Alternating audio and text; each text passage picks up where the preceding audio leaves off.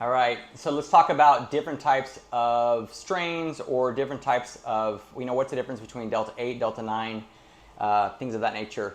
So Delta-8, I know that's one of the really kind of hot ones here in Texas. Delta-8 is genetically modified. It gives you more of a body high, body relaxed feeling versus so much in the head. The head, it would be a little bit more like a Delta-9, something with like a Delta-9 or a higher THC content that most people probably typically use. CBD, specifically, there's CBD isolate, which is just CBD by itself. There is CBD broad spectrum, which is everything minus the THC. There is CBD full spectrum, which is the entourage effect, really pulling everything together. Then there's live resin, whole hemp plant, which is what we're using in our spirits. And that is the entire hemp plant itself. So it's really more of a concentrated state. It's taken from the fresh estate. But how is that different than, say, a Delta-9? Well, this is really more, these spirits are designed more to give you that relaxed feeling, like if you got a massage and you maybe went floating, you just are relaxed. Where a lot of people want to drink and they think, oh, I'm going to have a nightcap or have 2 glasses of wine just to take the edge off and relax. That's where the spirits really come into play. So from my use perspective, using the spirits every day is something more mainstream. It's accepted by more of the mass because it's what we're kind of predisposed to do, thinking, oh, we're going to grab a drink, we're going to have, or have a drink before I go to bed, or I'm going to go out and have a drink, and not feel like completely, torn up, or not trying to just consume too much or have too much of a good time. Especially when you're trying to be responsible, you've got to work every day, you've got to get up, maybe you've got to take care of your kids, you've got to get up in the middle of the night, for X, Y, and Z reasons. Maybe you've got a new one, a newborn, things of that nature. So you still want to feel good.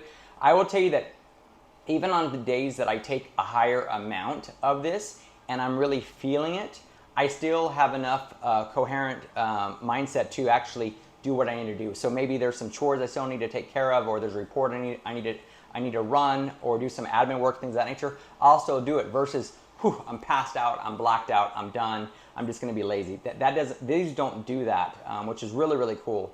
As far as taking, maybe say Delta-9, because I know Delta-9 is another very hot topic, along with Delta-8. So let's stick with Delta-8 and Delta-9. They are much higher in the THC content versus, say, our spirits. Our spirits are more heavier in CBC or CBG, CBD, which are really more, almost more, a little bit more of a, not that Delta-9 and Delta-8 are not medicinal or holistic, but these are really more designed just to relax your body and just to give you a little bit more of that calming effect versus that psyche perspective. And so you're not going to have as much of that stoned feeling. You're going to have much more of a relaxed feeling. Not that there's anything wrong with having a stronger feeling. There's a time and place for everything.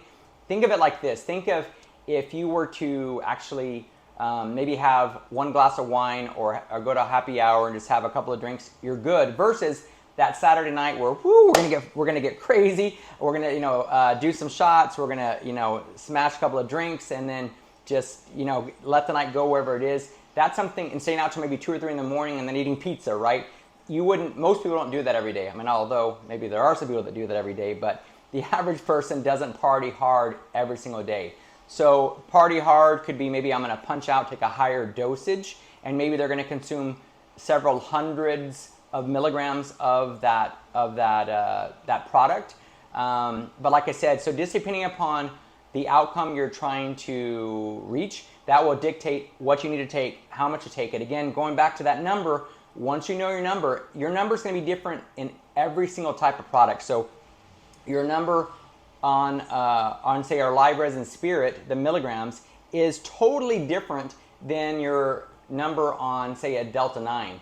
2 completely different outcomes, different experiences, different costs, different lagging. The other thing I will say is many times, especially if someone takes a higher dosage, it may be in your body, meaning from a calming effect or from that relaxed feeling effect. It could be in your body for 8, 10, 12 hours. So on that note, make sure that you don't maybe take a higher dose, say at 10 o'clock at night, right before you go to bed, Because if, number one, if you take it right before you go to bed, you don't necessarily even know if it worked or did you feel it. But if you've got to get up at 4 in the morning, maybe to catch a flight or to take care of somebody or do something, you might still be very groggy, and you may not be able to feel as responsive or as alert as you normally are. So again, knowing your numbers is key. Knowing your number, if you're going to get up early, when you should take it, when you shouldn't. It's almost like if you were to maybe if you're going to get a massage, right? Oh, I'm going to go get a massage, a full body massage. Great. Well, do you go eat a heavy meal right before that? Probably not. Do you drink a gallon of water right before that? Probably not.